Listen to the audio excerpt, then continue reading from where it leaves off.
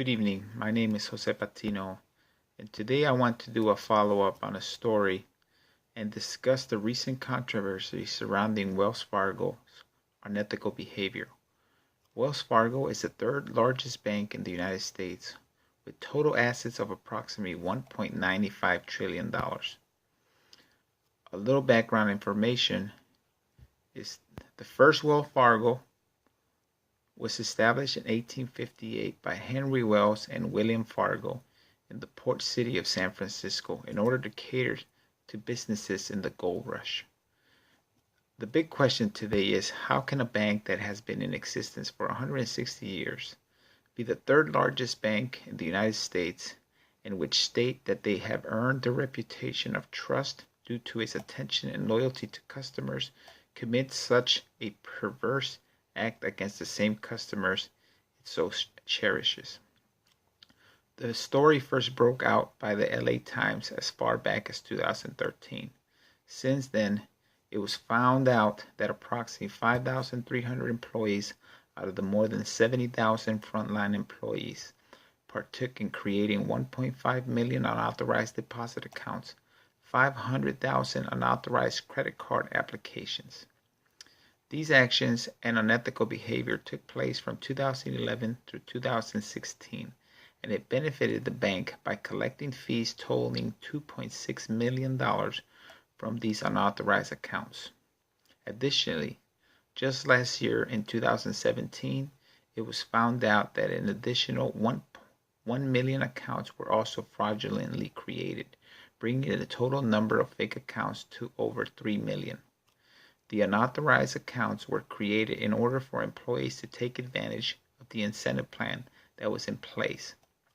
At the time, John Stumpf was the chairman and CEO of Wells Fargo, and it is reported that he encouraged the mantra of 8 is great that was organizationally known. 8 is great meant that employees were highly encouraged to cross-sell services to existing customers. These services included car loans, car insurance, mortgage loans, checking accounts, savings accounts, personal accounts, credit cards, or other banking services. According to the CEO, John Stumpf would prepare remarks in his testimony before the Senate Banking Committee. He said that he was deeply sorry and that he failed to fulfill our responsibility to our customers, to our teams, and to the American public. While it is good that the organization's top leader takes responsibility, Wells Fargo as an organization did not admit guilt and rather settled to pay $185 million in fines. Additionally, in order to save the credibility of Wells Fargo, Mr. Stumpf went on to say that the fraudulent activities were no orchestrated effort or scheme by the bank as a whole to make money by selling unauthorized services. What is interesting also is that when he was explaining the way forward for Wells Fargo, the first thing that needs to change according to him is to straighten their culture. In business terms, organizational culture means the way that the organization conducts its business, treats employees, customers, and the wider community.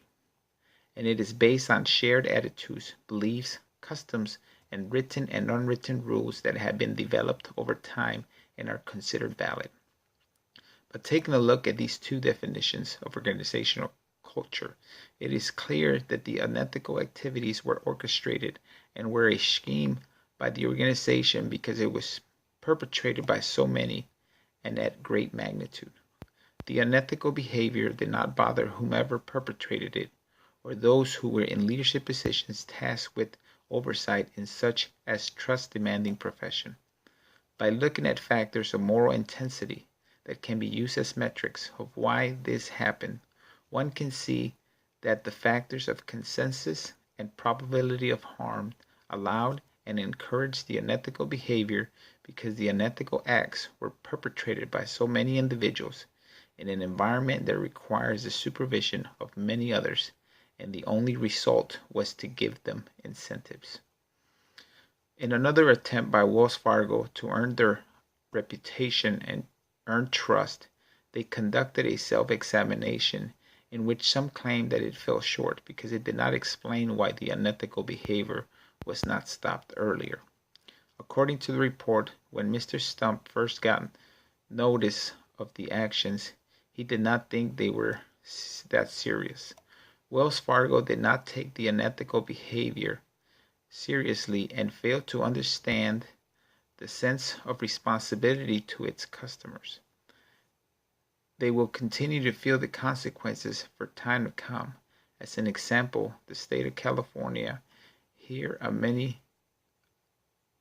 where many of the cases took place, has suspended many business dealings with Wells Fargo.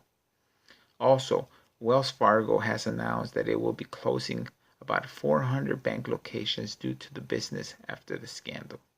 Another example is how Wells Fargo will feel the effects of its unethical actions is by taking a look at one of its branches in San Francisco through what the people have to report through the Better Business Bureau.